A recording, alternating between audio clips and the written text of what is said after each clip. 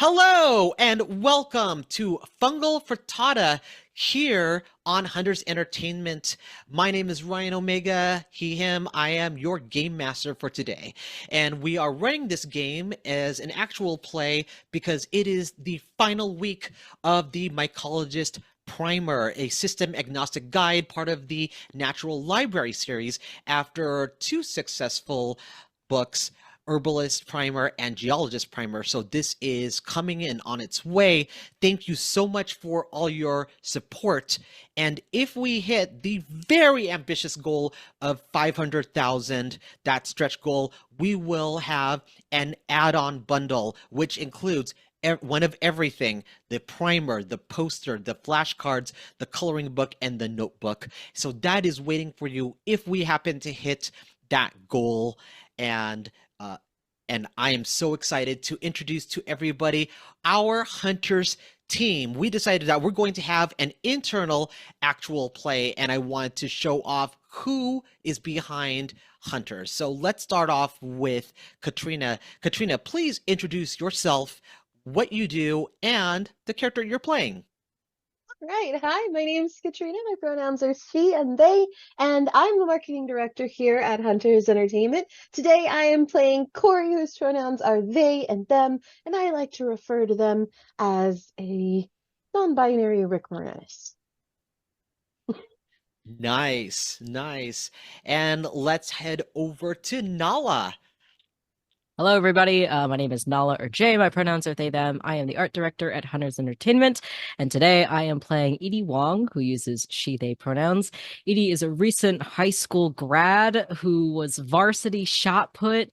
And now I'm just trying to figure out what the heck to do with my life. Corey and I went to school together, and our lovely science teacher, Herb, is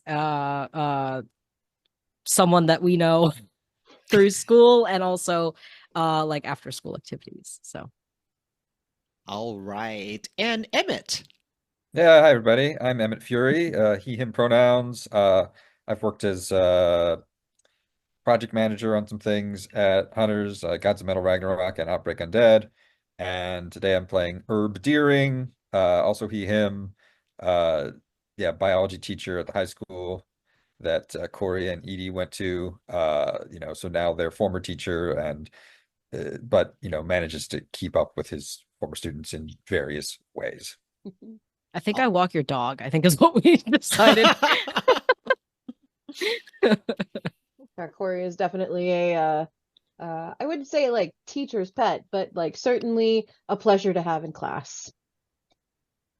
Isn't that literally teacher's pet? Yeah, well, it's also language for overachieving neurodivergent nerd. So I feel like Edie was also a pleasure to have in class, but not because she was good at the class part of class. Personality fit, Like, I'm the personality hires were a student. That's me. All my brains went into these. Yeah. Who needs brains when you got guns? So we are running this game using Kids on Bikes because Mycologist Primer and all of Natural Library series is a system agnostic game, and Kids on Bikes is something that we love over here at Hunters Entertainment. Now, confession time, I've never actually run Kids on Bikes. So, I have never played. All right, so we're gonna stumble through this together. So for this particular adventure, again, written by Mycologist, who is one of the co-authors of the Natural Library series, this starting from this edition. So I'm totally excited about that because it is normally created by Anna Urbanek, and she decided to bring her partner in because he's been doing so much contribution into this. So this is kind of like really cool that we get to have the co-author write this adventure. For Fungal Frittata, the content warnings I'm going to give you are deception, potential biohazard, food poisoning, and lactose intolerance. That is your content warning, because so much of this, spoiler alert, which is not really a spoiler, a lot of this will have to do with cheese. We decided to go with an adventure that actually will be coming out for Mycologist Primer. So it's going to be based on that. And I took certain liberties because I love to do that with these games. So with that said, here we go into the adventure. The sun is high in the sky. There is no shadow beneath your feet. The Sonolento Food Festival is about 10 miles away. Sonolento is a place that's set up top limestone highland with wide grassy plains. On the hills, a patchwork of colored squares with vineyards, grains, and orchards. Also known as the city that sometimes naps. Because after eating your share of food, people can pass out on their picnic blankets on the field. At least this is what you all hope. That's what Sonolento looks like on the flyer. Now, all of you just finished a task that left you a handful of coin but depleted of rations. So, Corey, tell me about the task that your group completed but left you starving for food. Okay. So all of us have been at the same school before, and I would like to imagine that Edie and I sort of latched on to Herb as like our mentor. So having graduated, we still have a bit of a rapport with Herb, and maybe we discovered something that would pay really well, like a summer job or gig or something that would pay really, really well. And asked Herb to help us with it, to be our chaperone, essentially. Because I believe Edie is 17 and I am like freshly 18, and I think that still warrants a chaperone. So what we did was we actually went out perhaps into the wilderness and had to find like a specific treasure or reward that was hidden in the wilderness by an eccentric millionaire, cajillionaire. Their like ancestor left like a treasure in the woods, and so we had to go get it, but it took a really long time. It took longer than we had planned for originally, and so we came back starving, but that eccentric cajillionaire paid us extremely well. But our blood sugar is low right now. So Oh, yeah, absolutely. Like, millionaires, especially those eccentric ones, sometimes just like to bury things because they're not sure who's going to get into their house, yeah. and just gave you a very vague map of what they thought and where they thought it would be. The problem is they're not very specific because, again, they're eccentric. But you finally happen to find the treasure. Edie, what is that treasure that you finally found and dug up? But I was gonna say I have a really cursed answer, like the very very cursed answer in my brain, which does not fit the game. My brain immediately went to like, what if they buried like a flash drive with an NFT on it or something like really stupid like that? Like that's something that they think is super worth yeah, like something. physical coins that represent digital crypto, like something really stupid. So I was like, no, not that. But what if instead it was like an entire wheel of Parmesan cheese, like, because that's worth a lot of money, you know what I mean? Like those big wheels. And like, I don't know much about storing cheese, but maybe you store it in like a cool out of the sun area so that underground counts as that. And maybe this millionaire just really likes cheese, and so they have cheese storages everywhere. And just sent us to go pick up one of these cheeses, but there's so much cheese everywhere that they forget. So we had a very vague map to this cheese locker. This actually works really well for me, because the reason Corey is going on this next adventure is because their employer, who is a super eccentric chocolatier, was looking. I keep saying eccentric. Corey works with a bunch of weirdos, and And I'm one of AKA me. them. I'm one of them. Yeah. And so when Corey was regaling their boss with the tales of their adventure, the boss was like, "I bet we can make a really cool fondue. Get back out there and find some more cheese." And Mm, so now Corey is assigned to looking for more cheese yeah. stuff. I like to think that we're like the three normal people in town, and everyone else is just Hmm. Yeah. I think Herb maybe hasn't gone on any of the adventures with you yet, but like has been encouraging you to, go out there and do, get these jobs. I think he's like the type, he's got the like attendance award at the school, and he's like never missed a day, or even for being sick. So and but so it'll be interesting to see how he might get wrapped into this adventure this time. Mhm. Now, this millionaire definitely had to hide this because they hid one of the hardest cheeses, like a Parmesan. A Parmesan is the hardest wheel of cheese. It takes 2 years to age a Parmesan, so they know that there's money in that bank. Um, of course, Parmesan is so hard that you can't just eat it right away, which is why everyone is starving. Now, you could lick it, it's not going to nourish you for anything. Now, on your way back with this hefty wheel of cheese, like you kind of have to like roll it around. Wait.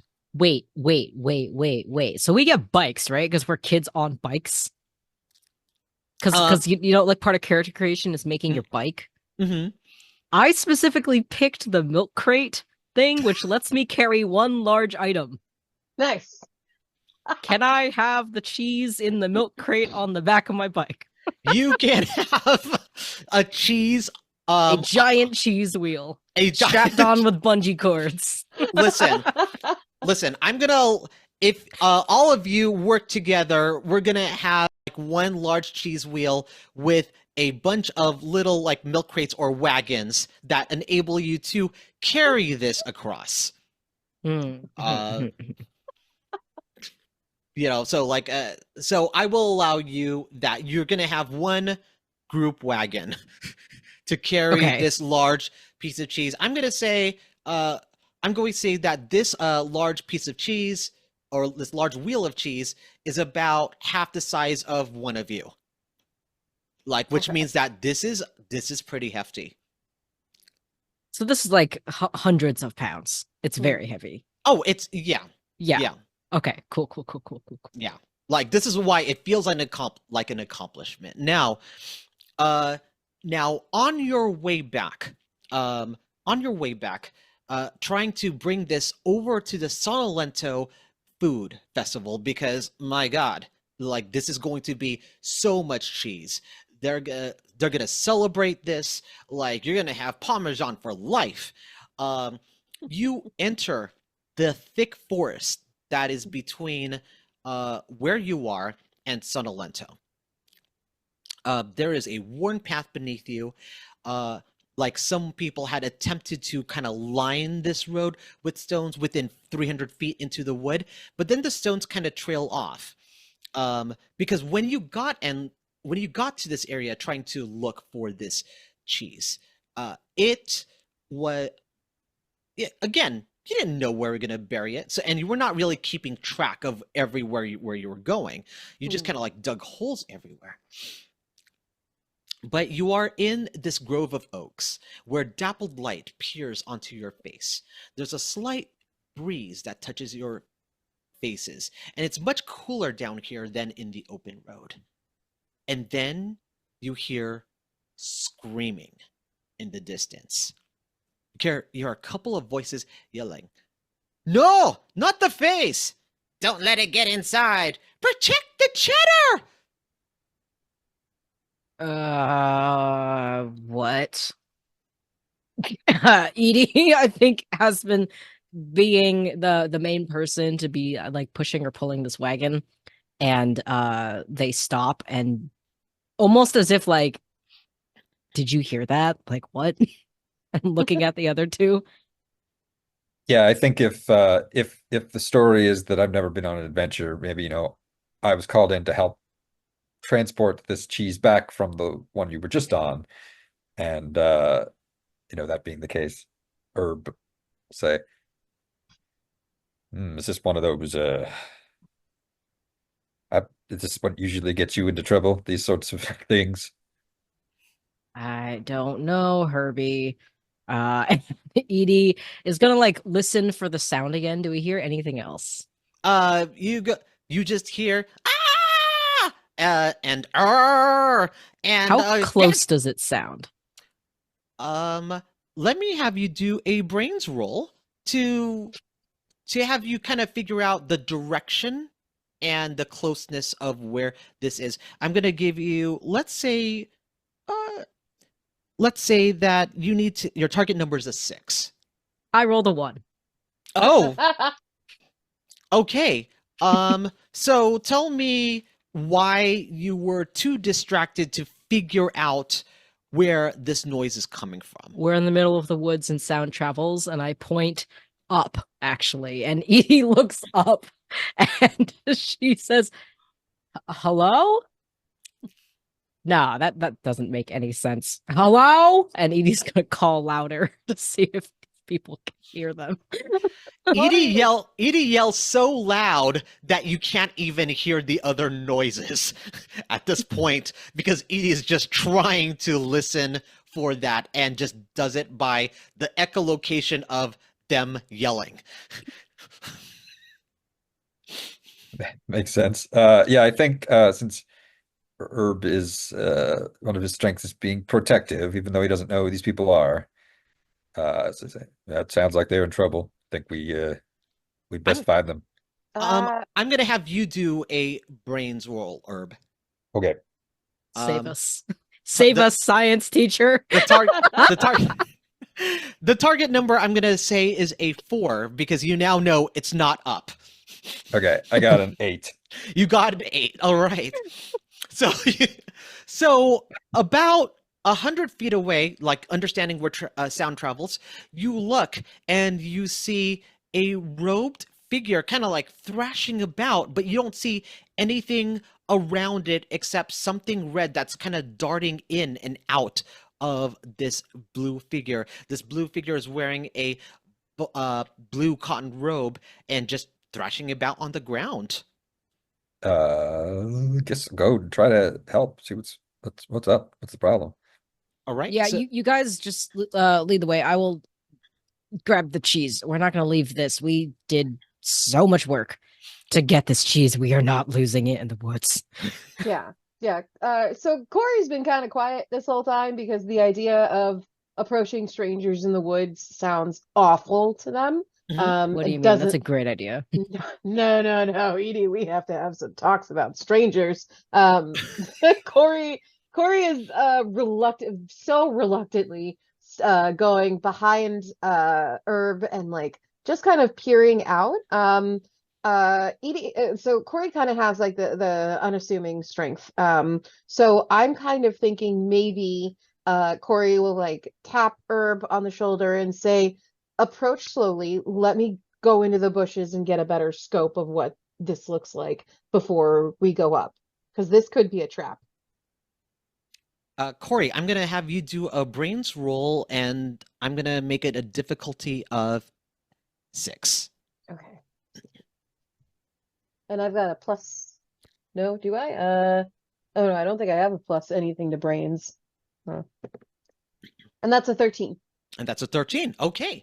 So from your vantage point, you could see this figure just kind of like thrashing about, and the red thing that's coming in and out of the robe is a red squirrel.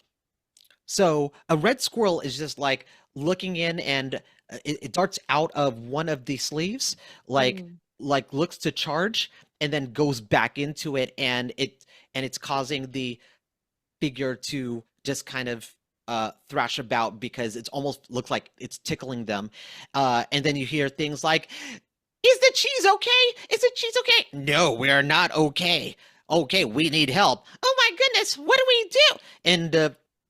And the red squirrel comes out and looks and sees the big Parmesan wheel.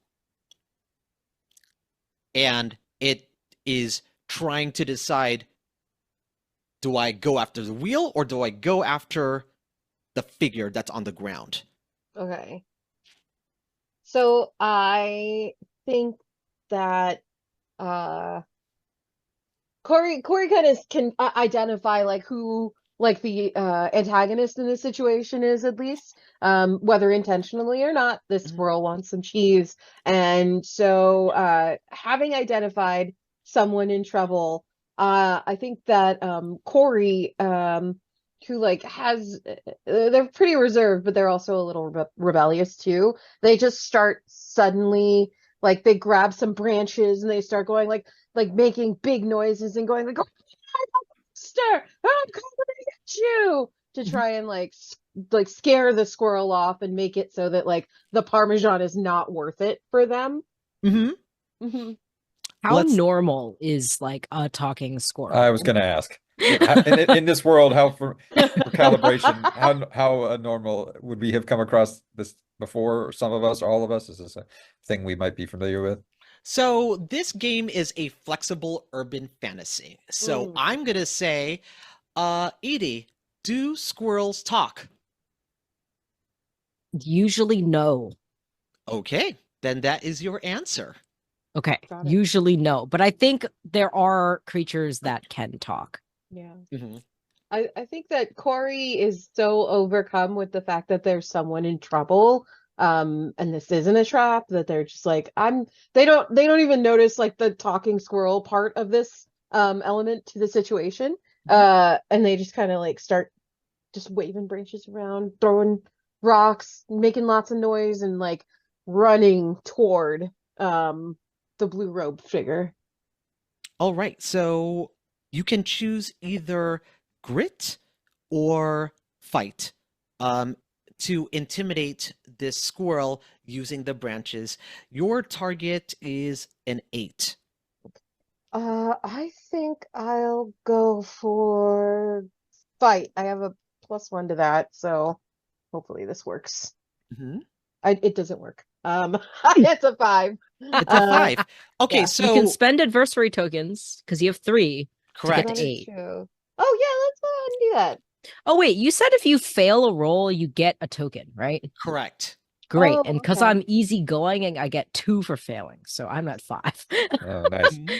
Fabulous. Oh, except that so Corey's the one that made the attempt. So the adversity. No. I'm talking about my earlier roll where I rolled a 1. Oh, yes. Right. Yeah, I forgot about that. Yes. Failed rolls and the Kids on Bike system earn you adversity tokens. So please keep track of your failures because you could always use that to fuel your successes. So Corey, are you going to spend 3 adversity tokens to successfully intimidate the squirrel? Or are you going to fail and claim an adversity token? I'll spend them all. Let's get the squirrel out of here. Okay, great. Get him out of here. Yeah. All right. So the squirrel doesn't know what's going on, but like doesn't like the look of the branches because now you look much bigger than the squirrel, which you are, but the squirrel doesn't realize that. And the squirrel immediately darts off somewhere else. And you succeeded with, like, you just met that, correct? At an 8? Yeah. Yeah, because it was 5 and then 3 on top. Yes. And then your previous roll, like you rolled like a 13, or like who rolled 13, like yeah. 13? Okay, so I will tell you something else that you did notice about the figure. The way it was thrashing about, it doesn't look like all the limbs are in place. Just like your immediate observations, like a body isn't supposed to move like that. Right. Now that the squirrel was moved away, the figure stands up in the blue robe, stands up, and you see that on their face, you don't really see a face, you see a theatrical mask made of untanned leather. You see that it's painted white around the eyes, it has a bulbous nose, a red blush on the apples of the cheeks, and painted lips. So it looks very gnomish in appearance, but the face is covered. And you see it stand up and it bows. It bows in a way that the body doesn't really shift right. And they said, oh my God, thank you so much. I didn't even know what to do. And I think the cheddar's still safe. Yeah, I saw you were in trouble, so we had to help. Are you okay? Yeah, I feel fine. Is that a big wheel of Parmesan? No. No, that depends on what your intentions are for my Parmesan. Actually, you might be the perfect people to help me on something, because obviously you love cheese and I also love cheese. Oh, by the way, my name is Mycel. Mycel. Yeah, so well, I was on my way to try to find this cave in Sonolento. It's the Sonolento Cheese Cave. So I know Sonolento has a secret cheese cave, right? Right. It is somewhere. Right. Yes, it is somewhere around here, because in these festivals at Sonolento, they have vineyards, they have grains, they have orchards. There is no dairy farm, and yet they produce so much cheese. It has to come from somewhere. There's not even goats or cows. It comes from somewhere, and I think it is a cheese cave. I accept your premise. My name is Herb. I work at the local high school. Mm-hmm. Good to meet you, Mycel. What was going on with those squirrels? Oh, they must have smelled the cheddar in our satchel, and I could hardly blame it. It's delicious. I mean, my satchel. Yes. But I think that I could use help trying to find this secret cheese cave, if that is okay. But in the meantime, you help me. You could stop over at my shop. Oh, what do you sell? Oh, so I'm a shop owner and an adventurer and an alchemist, and I have this place called the Emporium. It's we have a lot of just knickknacks and potions and just little things that would be useful for an adventurer. But if you come with me in my wagon, and they walk a little bit towards a wagon that's covered in a lot of ivy, so it was meant to cover this place, cover the wagon. It's actually quite a large wagon. So think of those wagons from westerns that you think of, like almost like stagecoach wagons, being led by a couple of goats, Laverne and Shirley. Right. Got it. And Ryan, just for clarification, we heard multiple voices. Was that Mycel and a squirrel, or Mycel and an heretofore unseen individual, or do we not know? You can do a brains roll to figure out like what you might know, but as of right now, you don't. Okay, I'll do a roll. I'm gonna give you a target number of 14. Okay. That's gonna be tough. Let's give it a shot. Yes. Oh no. Yes. One is not sufficient. No, it is not. You get an anniversary token, though. You get an adversity token. Yep. Yoink. Yeah. So as far as you know, like you might be hearing things. But as far as you know, this is just Mycel.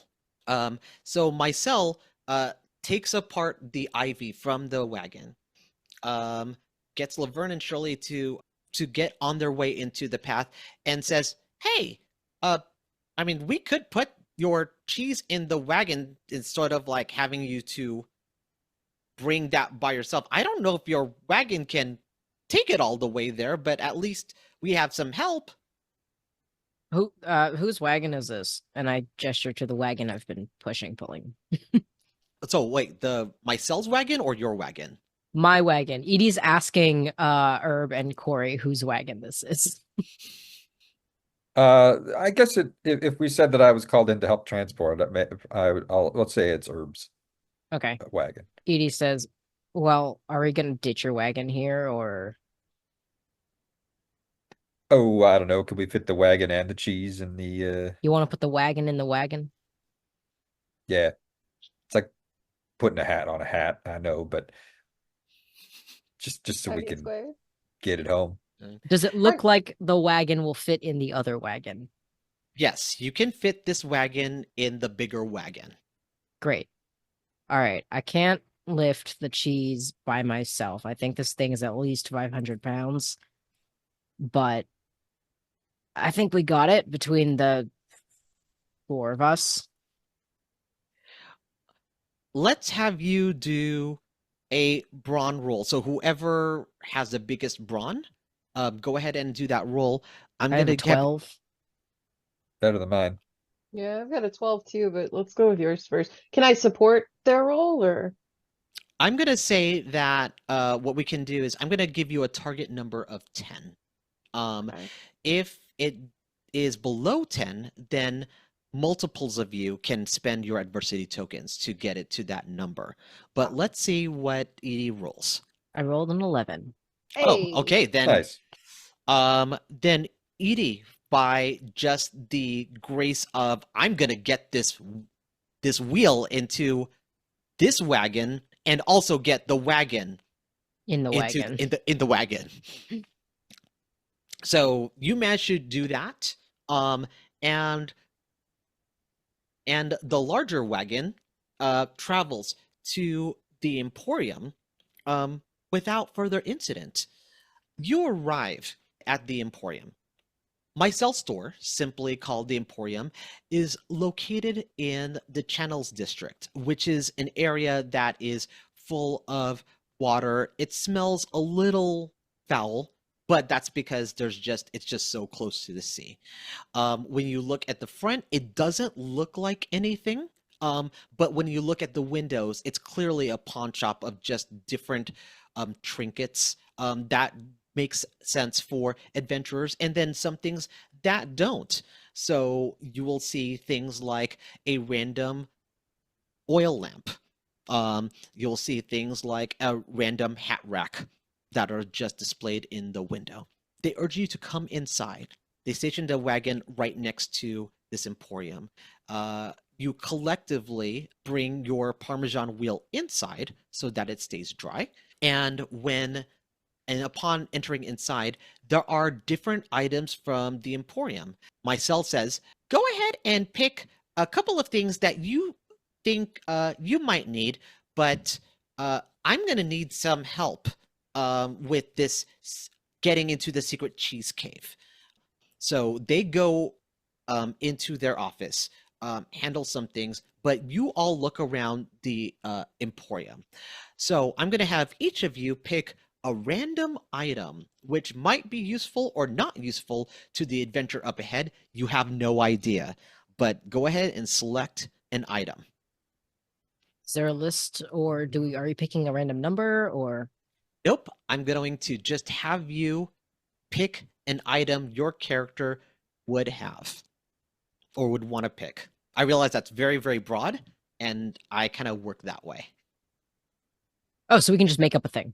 Absolutely. Okay, we can make up. Okay, great. None of these items are magical by nature, so just something useful. So if we're going into a cave, I think Corey's immediate reaction would be to find something that provides light. A torch or whatever the equivalent of a flashlight is in this world. You find a lantern. Nice. Gotcha. Yeah, you find a camping lantern that easily lights. Nice. I would like to grab the equivalent of the 50 feet of rope that every D&D player forgets that they have. You have 50 feet of rope. Great. And Edie will sling that across her body, so I'm wearing it just around my body. Nice. And I think it is slightly thicker than a typical rope, because I think Edie was drawn to it because it looks like the ropes that you do exercise with. Those are some thick, chunky ropes.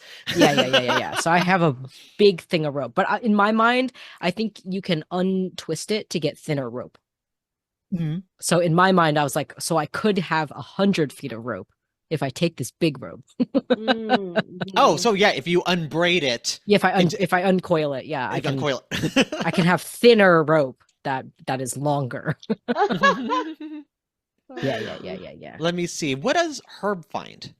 Oh, I was thinking a compass, a way to navigate in the depths of the cave if we need to. All right. Yes. So you find a compass. Yes. Edie. Can I also find a little bird statue that I get weirdly attached to? Yes. Like a little bird. Great. Yes, you could find a little bird statue that, something that's the size of a finch. Great. Yo, Herbie. And I hold the bird in your face. What kind of bird is this?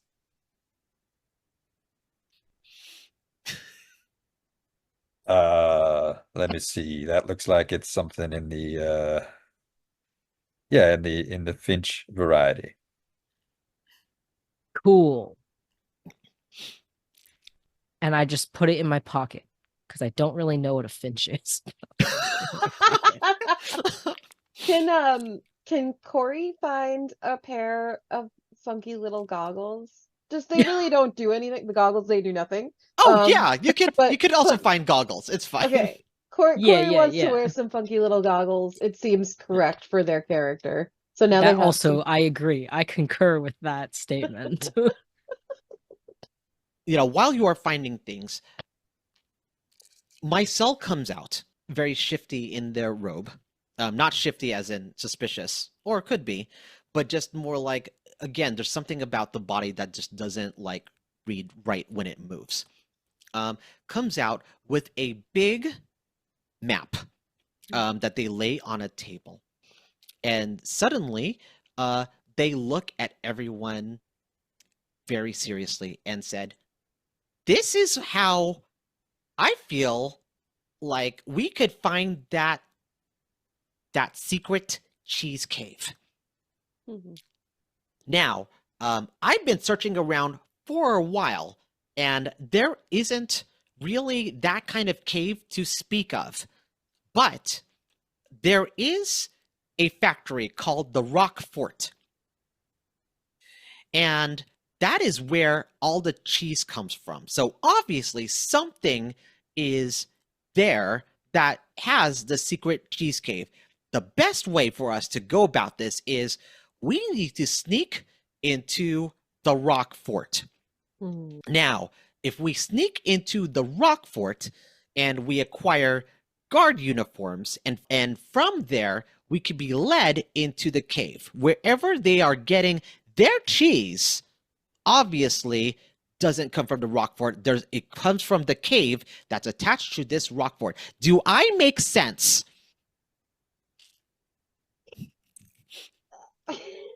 Yes.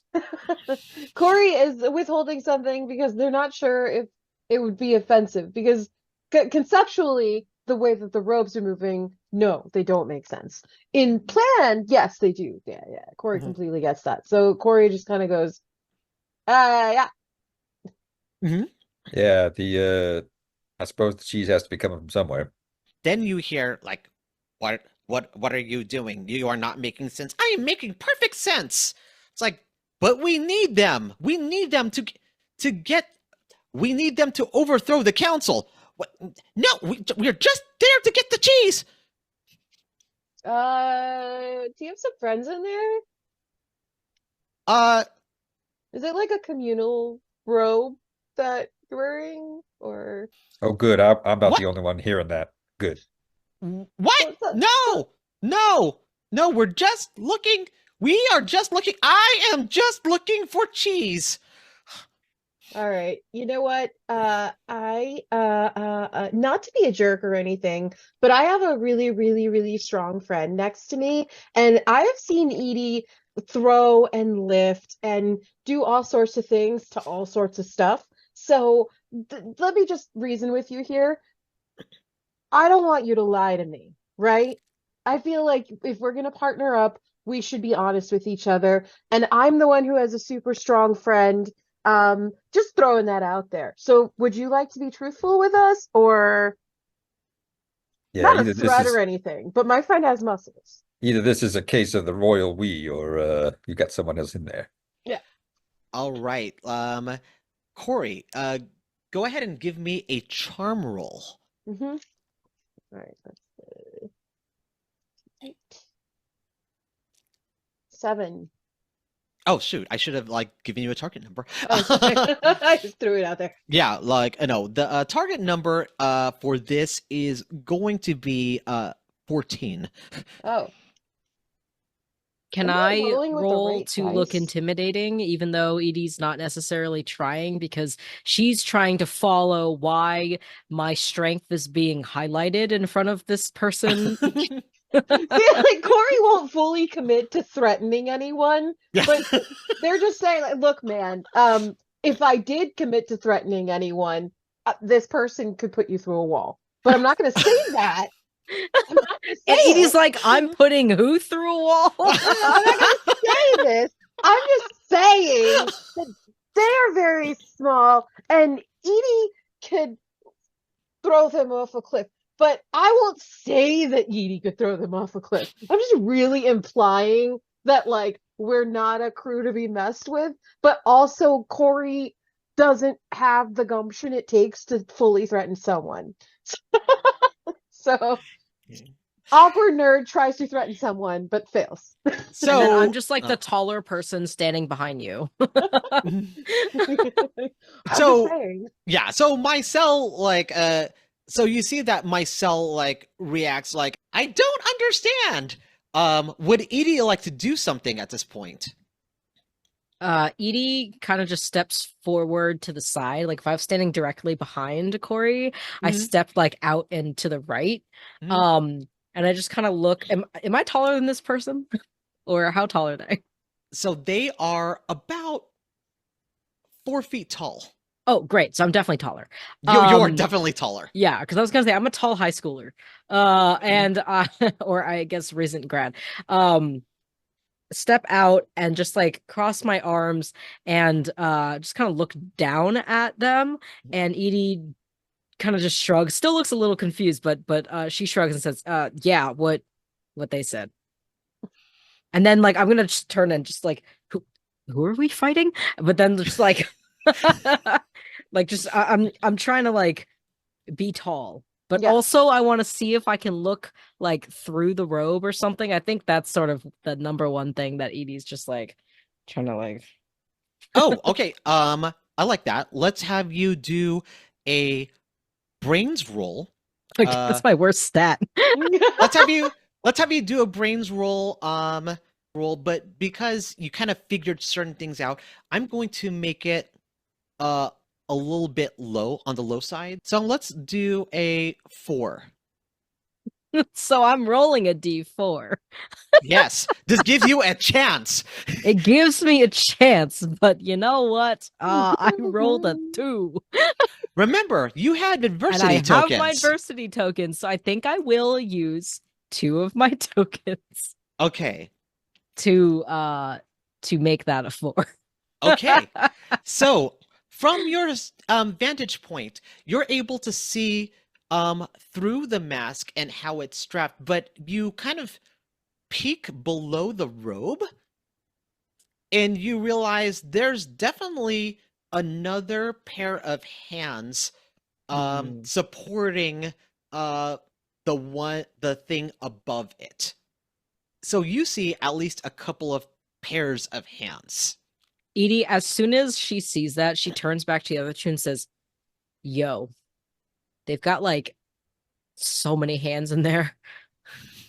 Yeah. And so Corey is gonna lean in and just kind of like take their goggles and like turn it a la Maz Kanata from The Last Jedi to make their eyes look real big in the like turn the mechanisms and go like, are you hiding something from us?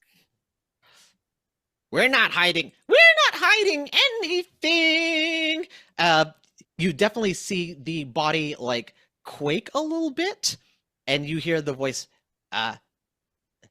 So what do we do? What do we do? We need them for this. We need them for this. What? I mean, they're here for a reason. They had the big wheel of. Hey, how about we meet and then we can talk. Wouldn't this be better with a bigger team? And so as they start to turn around and run away, kind of like freaking out, part of their robe snags onto a random piece of furniture, and suddenly they are disrobed, and you see 3 mushrooms stacked on top of each other. They looked very cartoonish. They all have caps. They have very spindly arms and very chubby legs. You see in a stack, on the top is someone with a blue mushroom cap. In the middle is a skinny mushroom with a yellow cap, and on the bottom, wider base with a pink mushroom cap.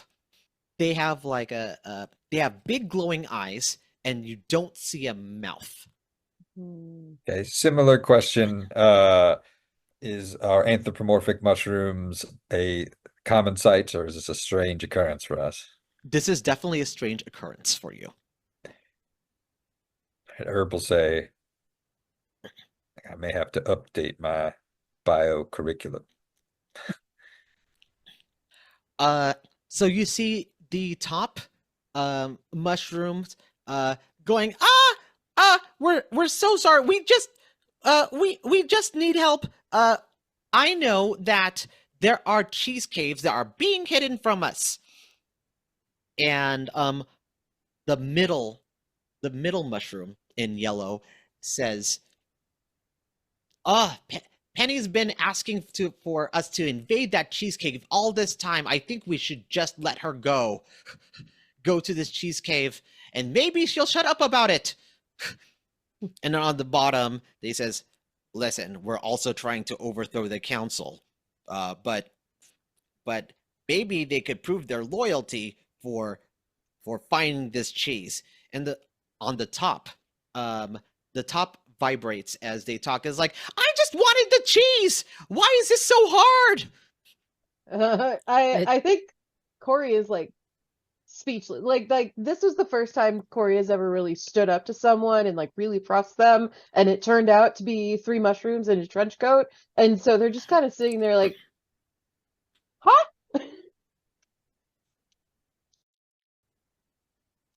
But seriously, we can use help. I think you 3 have some issues to work through, but if you need our help, we can help you find the cheese cave.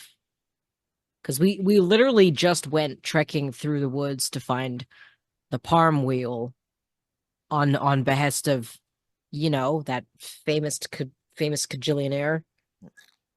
And that's why they're the right people. They came with a parmesan of cheese. Like there could be no one else that we can use, right, Penny? Cordy, just don't.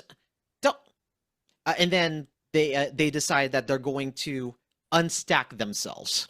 But interestingly, they all puff into a cloud of spores before they reassemble themselves on the ground. Okay, that's weird. Yep. I'm sorry, which one of you is which? So they all introduce themselves. The one in the blue mushroom cap says, I'm Penny.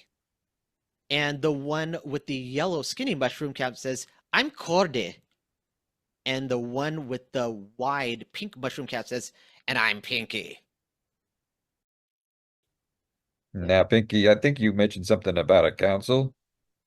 Yes, the Dairy Makers Guild has a stranglehold on the cheese production, and they've been forcing Sotolento to hold cheese festivals when only one company makes cheese. So this makes no sense. Oh. That's why we're helping That's Penny. a monopoly. And monopolies are bad. I learned this in school. Yes, Monopoly is a game that only few people win. So yes. Oh, you don't win Monopoly the game. Nobody wins Monopoly the game. No, they just get really frustrated. I mean, have you ever won a game of Monopoly? No, I don't Th- play. Like it takes so long, they just end before anyone wins. Right, and they're all just paying rent to each other, and no one else is getting the money.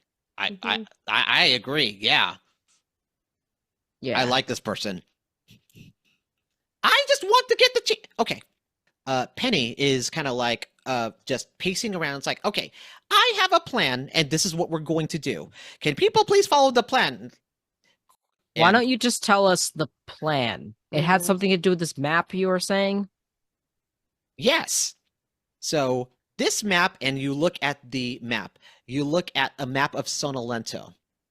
At the northern end of the border, you find that this is Rockfort. This is the target that Penny wants you to enter.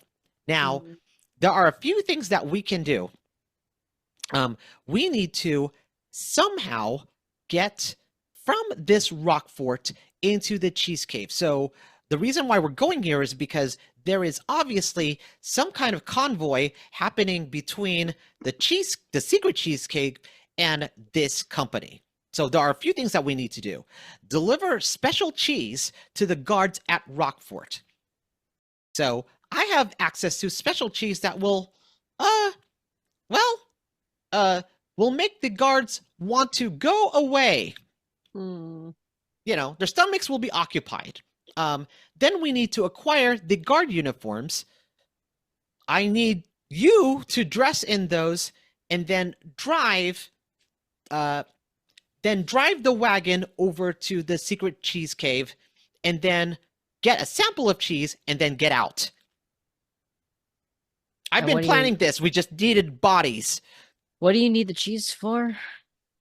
Well, we needed to prove that the Dairy Makers Guild has been hiding this cheese cave. Now, people have been telling me that I've been crazy about this. And yes, it's because I really love cheese. That's much Gouda.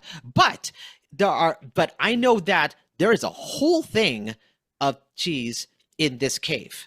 Mhm.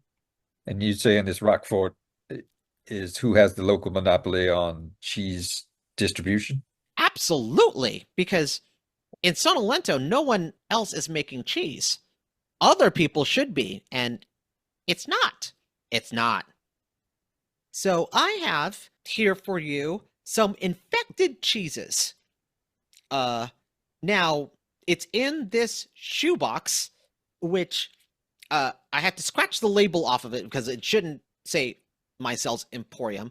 But I need you to deliver this cheese over there. Now, I also have with me a communication device that might be useful. It is what they call talkie-walkies.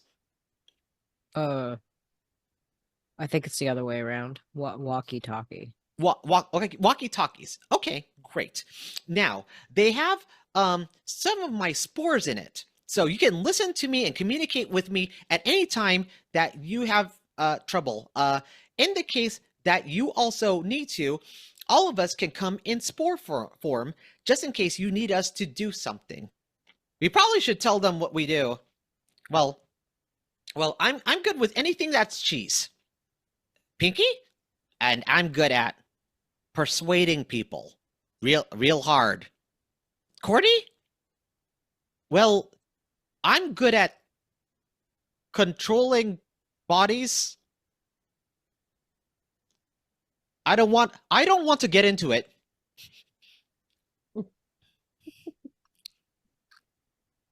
This is weird, right? I look at my two companions. It's not weird. Yeah, super weird, super weird. How do you all feel about this? Do we want to go through this? I mean, I got nothing else to do. Yeah, I mean, I guess a monopoly is not good for anybody, and more cheese in these parts, the better. So, Yeah. I can get you much more cheese than this Parmesan wheel, and your wheel is big. Yeah, it is Okay. big. It's also very heavy. yeah, it's the second Yeah. biggest wheel of cheese I've ever seen. My boss might give me a promotion if I bring her back that much cheese. Oh, then let's get you a promotion and let's get me some cheese. Okay. All right. So, here's the shoebox.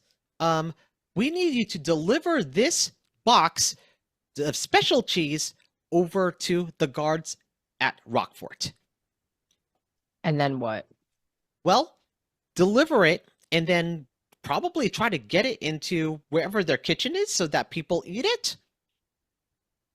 What's in the cheese? Oh, well, something that makes people's tummies rumble. Right, so it's just sort of a particular kind of cheese. It's not sort of an external ingredient. It's just something that's gonna upset their stomachs, make them rush off unexpectedly. Yes. Okay. I can cook. Can pretend we're catering. Okay. That's great. I've never been to the Rockfort, so I don't know what's there, but part of me can come along, and part of Cordy and Pinky could also be there too. And then we could reform if we need to. But we also come in these, and you see them poof out, and you see hanging clouds of it looks like smoke, but but they're actually spores. And then they reform. Interesting. Yes. Yeah, that seems like a good way to stay incognito. Yes. So we can go with you and help you out. Just in case you need that. Yeah. I mean, I've never broken into a fort before, so really all the help we can get is appreciated. Yo, wait, why are we poisoning people? What? Didn't you say there's something funky in the cheese? We're gonna feed the cheeses to people to make them feel sick? Well, Or am I reading this wrong? we want the guards to go away so you can grab the guard uniforms. Could we create a distraction instead, maybe? And how do we get the uniforms off the guards if they go away? Or is it that when they go away, then we follow them Well, and take their clothes? I imagine that in that factory, there's probably laundry and other guard uniforms that are there. You don't. So we're not stealing their clothes specifically. We just need to get in. Mm-hmm. Yes. Okay, I mean, okay. if you want, I mean, you're strong. You could just beat them up. But I figured the easiest way is to just go into the laundry room and get different uniforms because they'll Right. fit you better. What I think I'm gathering is that right, no sort of permanent damage, no poison per se, just something that may encourage them to dislodge their bowels or long enough for us to get by. I don't know. I'm just reading between the lines here. Oh, so like what happens when I eat cheese? Okay. That's good to know. Yes. And also, any distraction to get that uniform is fine. They don't have to eat the cheese. It just is a tactic. All right, Okay. sure. And none of us eat the cheese. We'll just remember to do that, not do that. Gotcha. Wasn't planning on it. All right, so fast forward into um, being outside of the rock fort.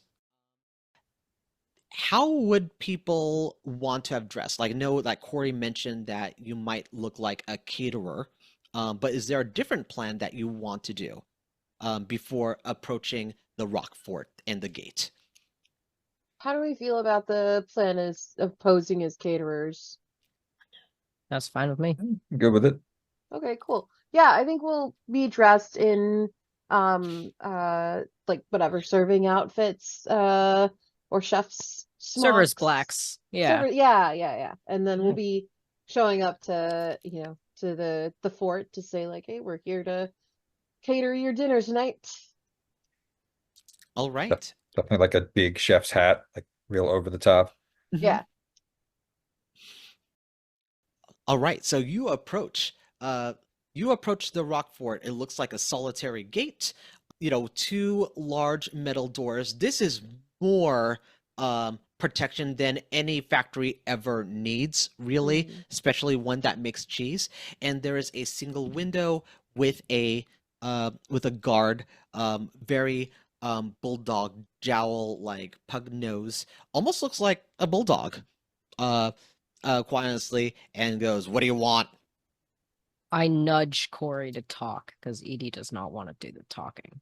We're the catering crew today, here to deliver your food and prepare it special for you tonight for dinner.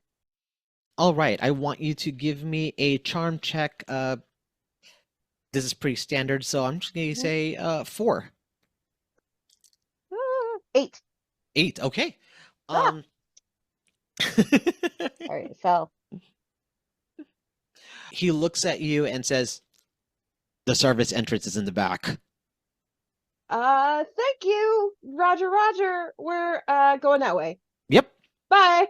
hmm So you head towards the back, and back there you see a door that is not like these two metal things.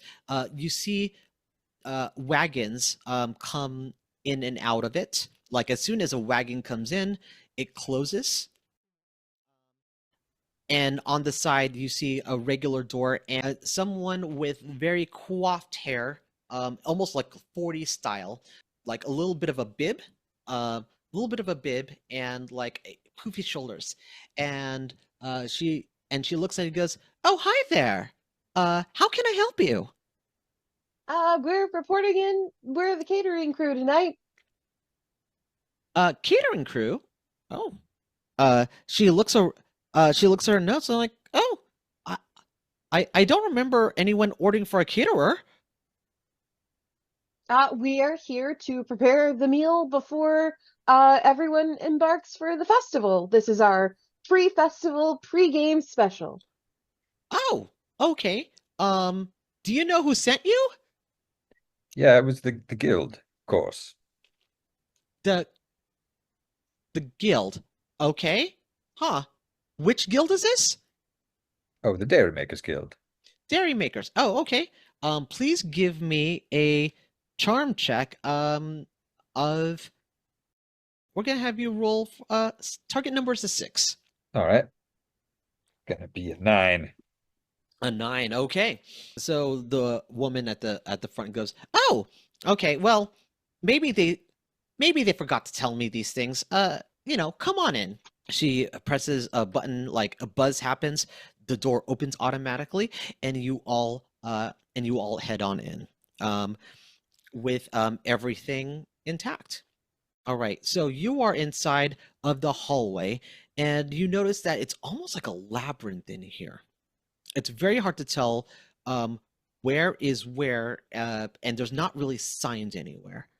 Um, but you have a hall on your left, you have a hall straight ahead, and you have a hall on your right. Is there any particular direction you would like to go, or is there anything that you would like to look for? Can I just take a really deep inhale of the air and see where where food might be? Oh, Or yeah, of course. So you take a deep inhale and just just based on the smell, um, it's really hard to tell because there is just a latent smell of cheese everywhere. You are at a cheese factory. gotcha. But you hear like a voice and going like, "Oh, we're inside!" Oh, right. Oh, so I think Corey's gonna kind of like mutter under their breath to Penny like, hey, let's try to keep it quiet. And then also, do you know which way we're supposed to go here? So Penny says, "No." Pinky voices, "Well, uh, if you're looking for food and wherever they're going, probably uh look for the place that is easiest to get outside. So it's probably a room that's close." Okay. And we need to get to the guards. Ideas? Anyone? Is there a map somewhere? When you look around, there isn't a map. There isn't a, Signs? Signage? you don't really see signs, but please make a brains roll. My worst stat again. That is a 1. Oh, Goodness. Probably won't do it. Probably not going to do it. so But mhm. Oh, sorry. I should have like given you a target number. actually, no, it's not. Yeah, it's not going to be worth it. So It's not gonna fine. be worth it, yeah. I'll take the adversity tokens and go. Don't make Edie think. Don't, Yeah. give me something to lift real good. I can do that. Mhm. I'm gonna say that looking straight ahead, you notice there is a set of weights. Like if you look just straight ahead.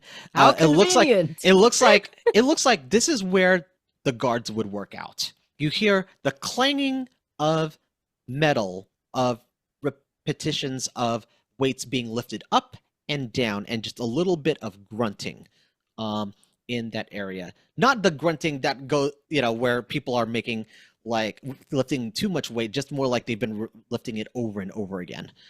Edie's just gonna point and say, "Hey, I hear workout sounds." Interesting. Well, they're probably not working out in their uniforms. So maybe we could liberate those uniforms from whatever locker they hid them in. Yes. Yes. Good. Hey, a quick question about your spore forms, my shroomy friends. Yes? Can you guys, you folks, can you go down each of these hallways and check it for us and find the guard's armor room? In your little Yes. floaty forms? Yes. So, so you see 3 floating clouds. A blue cloud, a yellow cloud, and a pink cloud. And one starts going left, one starts going forward towards the yellow one starts going toward the gym, and the pink one starts going to the right.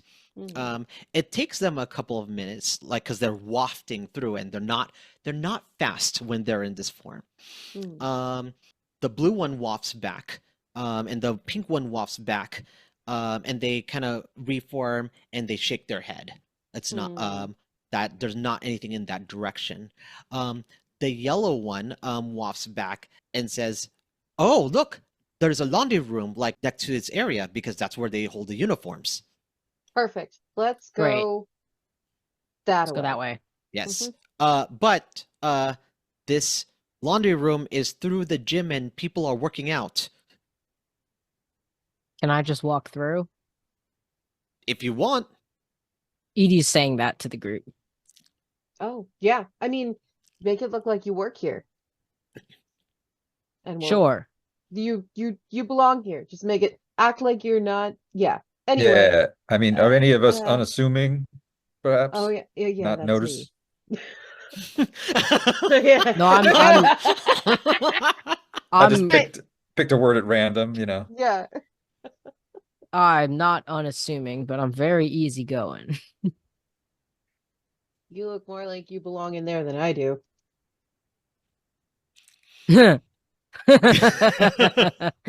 That's funny. All right.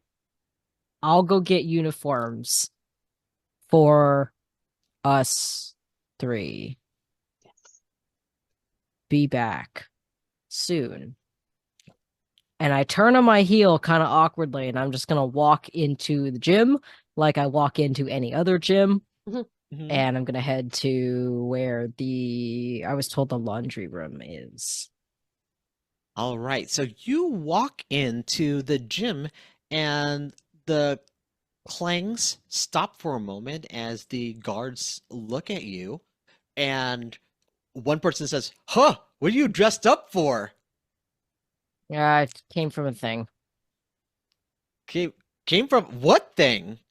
Like you're all looking so fancy and gussied up. Uh, the I'm Edie looks down at their clothes. They're wearing like black slacks and a black like collared shirt. And this is dressy to you? Uh, yeah, we have coveralls. We have coveralls and other stuff. Like, yeah, you're really dressed up. Like, did you score that date? Another person's like, hey, who is this person? Why are you talking to them like you know them? No, not a date. It was a funeral, actually. Okay. Bye. And I'm gonna keep walking because if there's one thing Edie knows is that people don't like talking about death. Um, That's the opposite of a date. Fantastic. I'm not gonna make you roll that. I thought that was good. Just... All right. So you get into the uniform room, which is also the laundry room, right? Right. So you see a bunch of just dirty uniforms in a hamper. You see some lockers, and you hear in the distance some showering happening. You see one person at the very end of that locker room, like where a towel boy would be, but there is like uniforms behind this towel boy. He sees you, like big blue eyes, very, very skinny, lots of bushy hair, from the humidity in that room. In the shower room, yeah. It says, "Oh, hello. Hi. Hi. 3 3? Okay, 3. uniforms. What size? Small, tall, and buff. Small, tall, and he turns around, tries to get like a smattering of just okay, shirt, pants. Here you go, and then just like hands them to you. Is like, I hope this works, but if they don't, just come back. Don't tell them that I haven't figured out my job yet. You're doing great. I don't know what Thanks. I'm doing either. And I'm gonna go into a changing room and put on mine. Okay. And then after I put on mine, I'm gonna have the other two just tucked under one of my arms, and I'm gonna walk out. All right. Let me have you do a flight roll. Great. I'm gonna I'm a little better at that. I'm gonna put this at like you haven't really triggered any alarms yet, but you are out of place. I'm gonna give you like a 6. Okay. I rolled a 7. Oh, okay. Yeah. All right. So nonchalantly, Yes, Edie, super nonchalant. super nonchalantly. There's no chalant at all in this body. Mhm. So you Welcome come home. back with the uniforms. to hand to Corey and Herb, and the receptionist comes out of like the room and says, "Hey, what are you like? Aren't you the caterers? Like, what are you doing with uniforms?"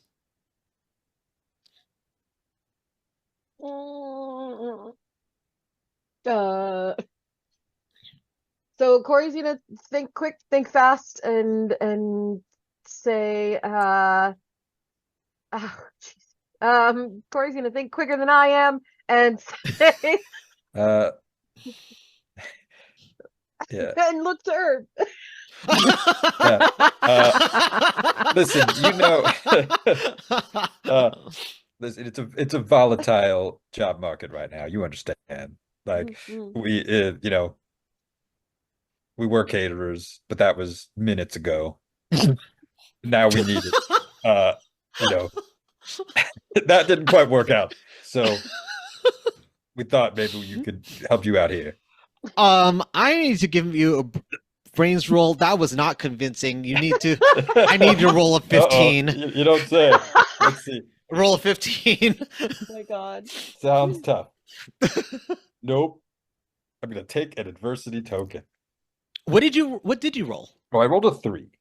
Oh, yeah, that would not. So she says, "Excuse me," goes into a door where the reception room is, closes it, and a large klaxon goes off. The door that you entered through has now shut and locked, and there are lights, red lights going around. You hear from the gym room people scrambling from the gym into the lockers, and you also hear footsteps. What would your team like to do? Do we run? I mean, Edie says that. yeah, Corey responds and says we should definitely run. But hey, Cordy, is there any way you can catch those guards and make them run the other way? Or trip or stop? Probably. Okay. So Cordy goes in the direction of the gym room. This leaves you with a couple of the other different places. So ahead of you at this point is the gym room, but you have the left and the right halls to choose from, and the sirens are going off. Okay. I think Edie is happy to follow where the group wants to go. She looks stressed out by the sirens and just kind of like has this look on her face of like, I knew this was gonna happen. Like, what did we expect? Didn't think to use Pinky when we needed to persuade people. Yeah, I think Corey really felt like they were like stepping into some kind of cool leadership role that they never had before, but now they are turning around to Herb and giving him the biggest, "Oh fuck, I messed up" eyes. "Oh no, I took the fuck. I'm sorry." There goes our F-bomb, folks. Darn it! I was so good at censoring myself, y'all. I mean, to be fair, in this game, this was the appropriate time to use it. So I was thinking about having Edie say it when the klaxons went off, but I was like, nah. Oh, we'll save it. Nope, Corey took that one. It was an unspoken F-bomb. So we have a right and a left. That's our. You have a right and a left. In front of you, Cordy, in spore form, is handling the gym. You also hear from a distance, "What? Why can't we move?" And you see one figure, one buff figure, the one that was talking to Edie about the date, like just awkwardly moving their body, and now they have blocked that room because like he's the meatiest, and just like holding his body up like this, like, what is going on? So we know that place is or like that area is secure, and bodies that are trying to get through it cannot pass through this meaty guy. So you still have your left and your right. Footsteps are still happening, but they don't seem to be close. Hmm. All right. Maybe we go right, do a flight in that direction. Me. Edie starts running. Yes. Yeah. Alri- Corey runs. All right. So you take a run to your right. You go forward and you see like just one long corridor. At the end of that corridor, you could tell is a warehouse, and most likely is your best way of getting out. However, from one of the other side corridors, you notice like one or two people like immediately looking at you. They're trying to figure out if you're the threat that that the sirens are going off of.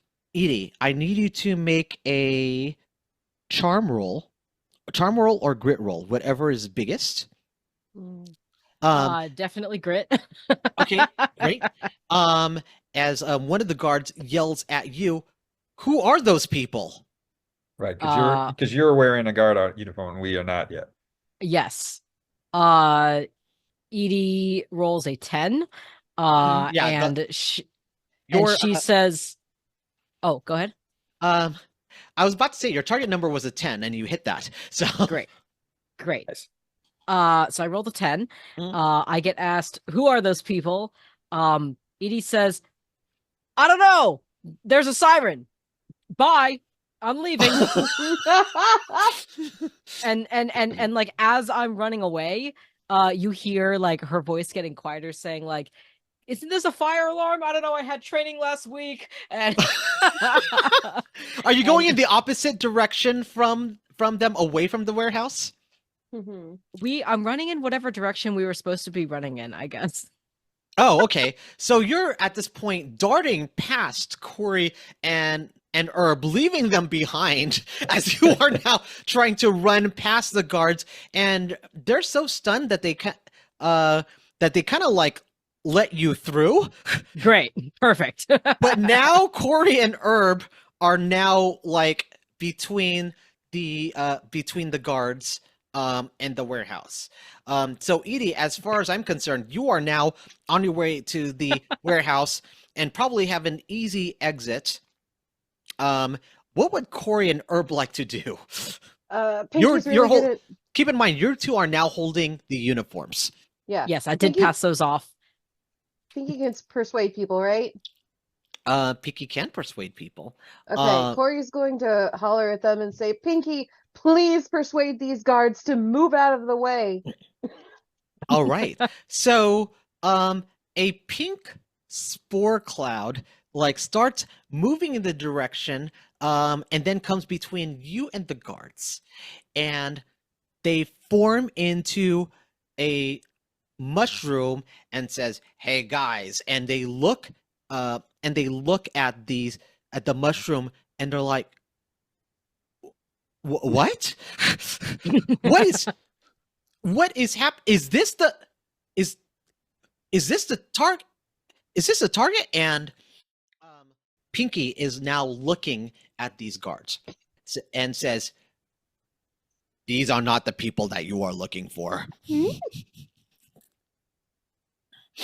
And they're kind of like stunned, not stunned as in spore stunned, they're stunned as in a mushroom is talking to them right now.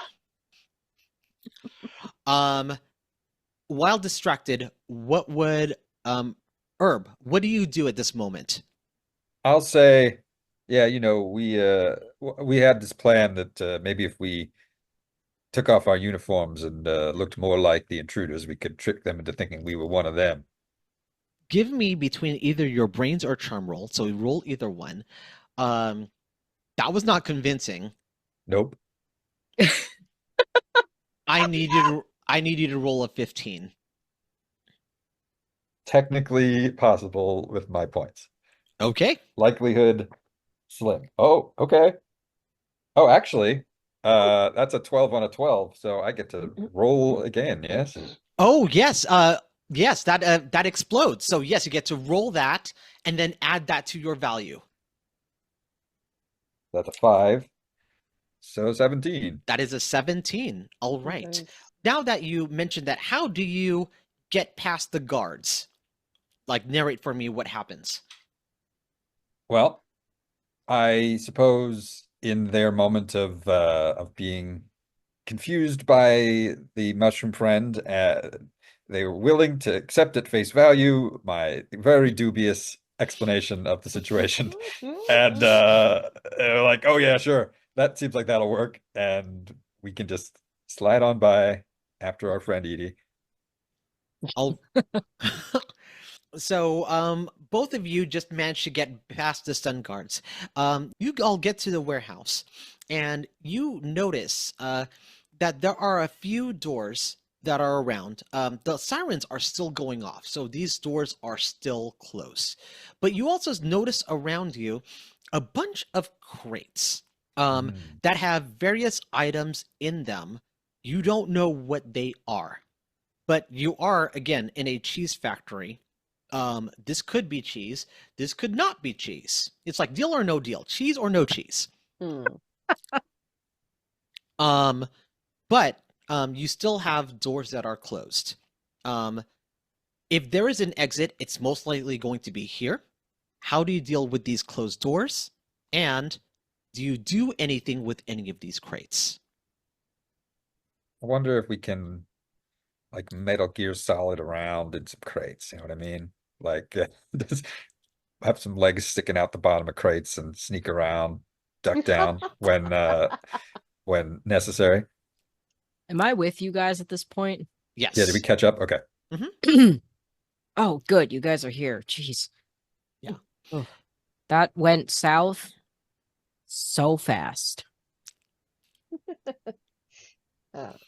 Yeah, we got this. let's just focus on getting out of here. What are we here for again? We're getting cheese? There's a cave, allegedly. Cave attached to... Right. Mm-hmm. If I was a cave, where would I be? Down? Down. We want to find stairs. Down. Mm-hmm. Okay, let's have you roll brains. To... Why does Edie come up with the ideas? That's a Because 3? herbs are bad. 3. 3. So you try to look for like any kind of descent in the area for the warehouse, and none of it is immediately apparent. Yeah, you look around. The doors are still closed. Put on your sorry. uniforms. Yeah. Yes. Yeah. All right. And while they're putting their uniforms on, can Edie just look at these crates? Like, are they labeled or like what's in them? Yeah, so you do see the crates. They are marked Rockfort. You see that they are all sealed. The tamper-proof sealed, not like sealed as in like fully sealed, but like you could tell if the crates have been opened. So all of them, except for one, is completely sealed. All right, the one that's open, can I investigate that while they're changing? Yep, you can open it if you like. I open it. You open it, and you see chunks of cheese. Oh, okay. Yeah, it looks like Swiss cheese. Chunks. Chunks. Yeah. Basically, like if someone had taken like a bunch of Swiss cheese and just cut it up randomly and then put it in there. That's so weird. And Edie says that out loud. This is so weird. Y'all, there's chunks of cheese in here. Whoa.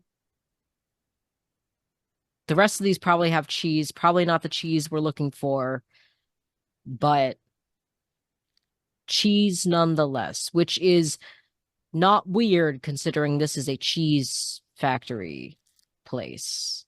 Mm-hmm. Anyway. Yeah. Herb's gonna like dump out an herb-sized crate and take the crate for Metal Gear Solid antics. Mm-hmm. What All are you doing? Oh, just in case the guards arrive, I can just duck down under this box. You're dressed like a guard, though. Well, No, I don't know. Well, if they find me under the box, then I'll be fine. I think that's more suspicious, no?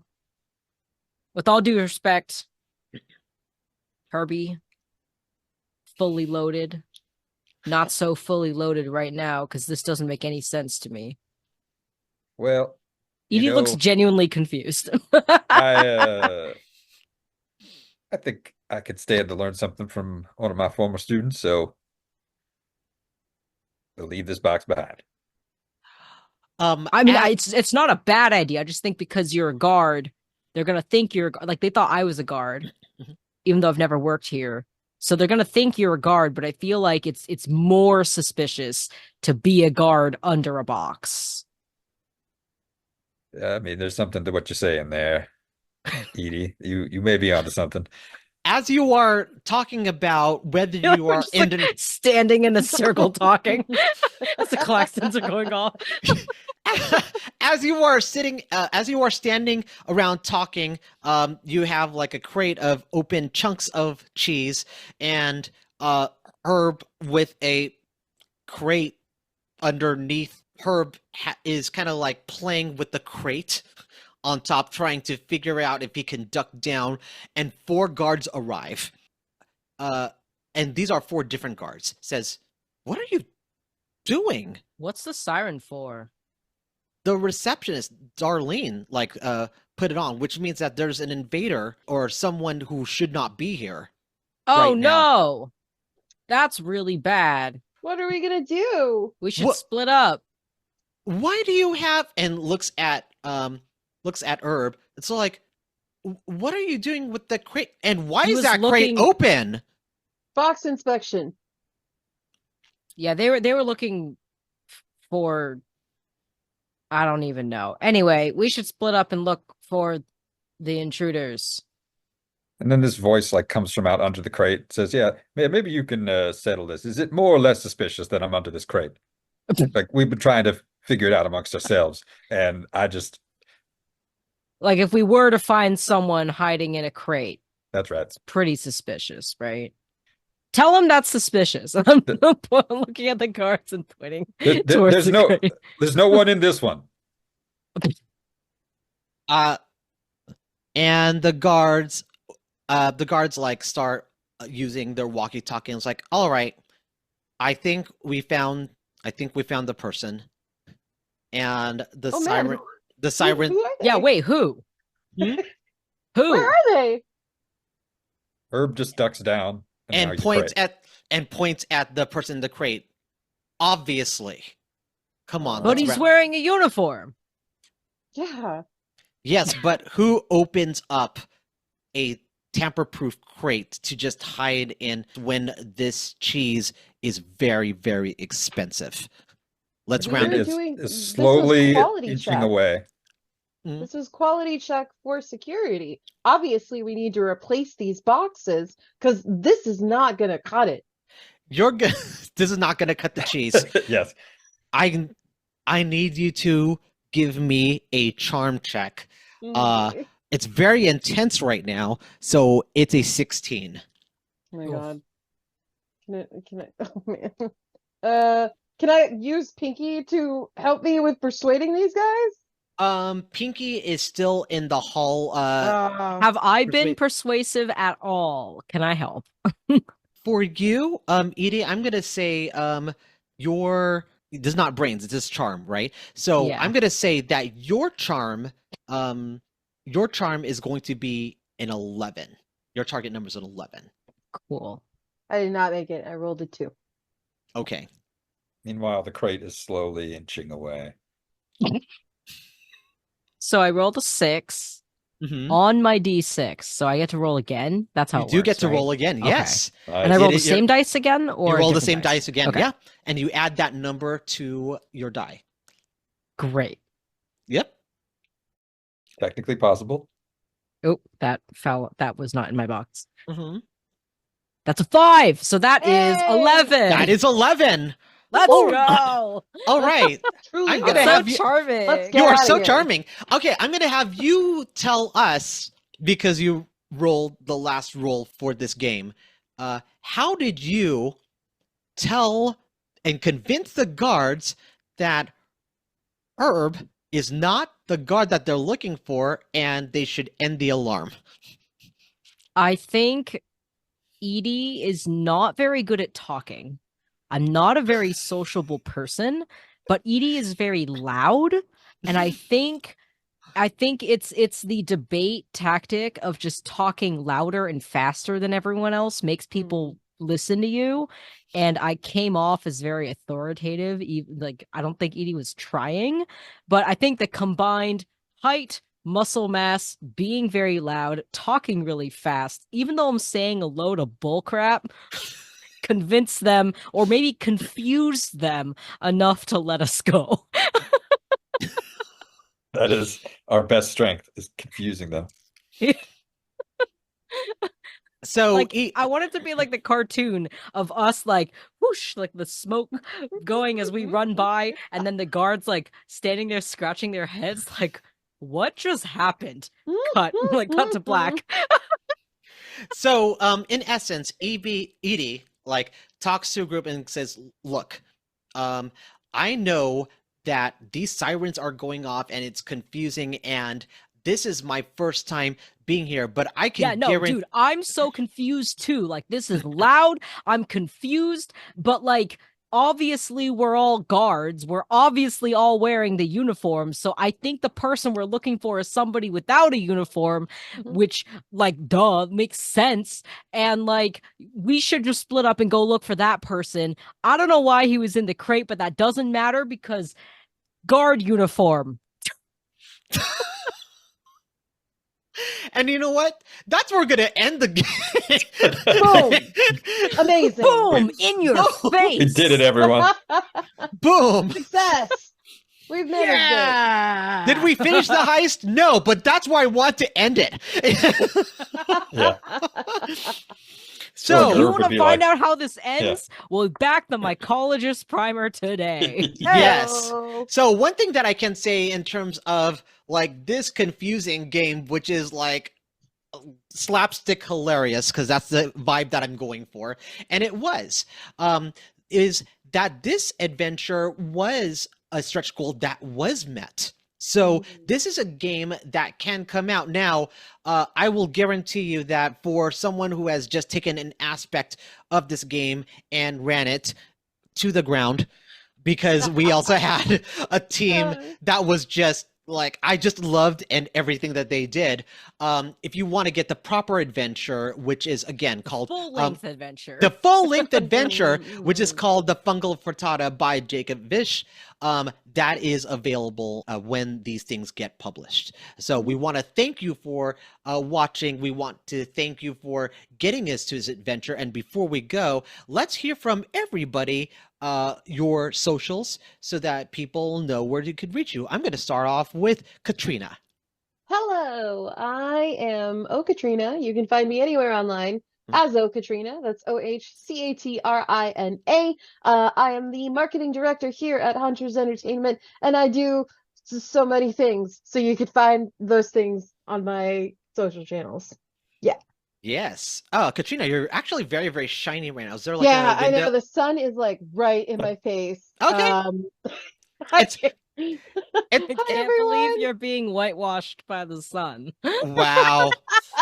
How could they do this to Wow. you? How could they do Terrible. this to you? I was gonna say, like, you're looking very Nagel right now. Oh, my abuelas are upset about this.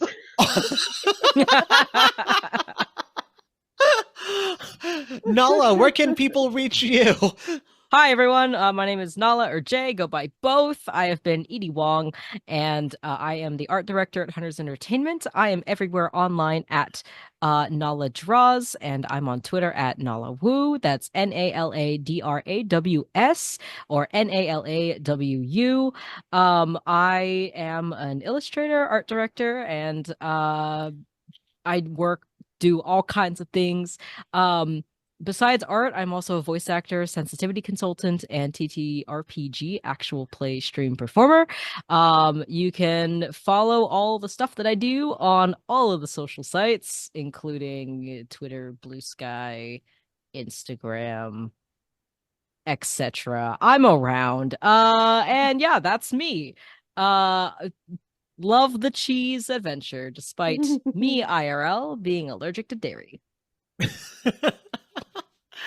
Emmett, where can people find you on social media? Yeah, I'm Emmett Furey, and I am Emmett Furey on all the socials that I'm on. Yeah, in addition to doing some project managing at Hunters, I'm a writer, narrative designer, worked in video games and tabletop and adjacent immersive things. And yeah, if you want it, find me online. You want it? Come find me. Come find me. Like not under this crate though. No. No, Not not under under the this crate. No, there's no one under this crate. There's no one under this crate. And I'm your game master for today, Ryan Omega. He, him. You could find me on all sorts of socials under Ryan Omega. I am a project manager specifically for the Natural Library series, which includes Mycologist Primer. And I'm also a video tech editor type person. Usually you'll find me behind most of those things here at Hunters. I also do a lot of corporate hosting, and I also produce a show called Taskmaster LA, based on the British show full of with my very, very nerdy friends from all over that nerdy sphere. So thank you so much for tuning in, watching us have antics with our Hunters team. Don't forget about our Kickstarter, the Mycologist Primer. We're in its final week. We would love to see us reach some of those extra stretch goals, especially our 500,000 stretch goal, which is our add-on bundle of everything: the primer, the poster, the flashcards, the coloring book, and the notebook. And thank you for joining us today. And as they say in Hunters, I forget what the outline is. Oh, I do. Play play great games with great people. And we will see you next time. Bye. Bye.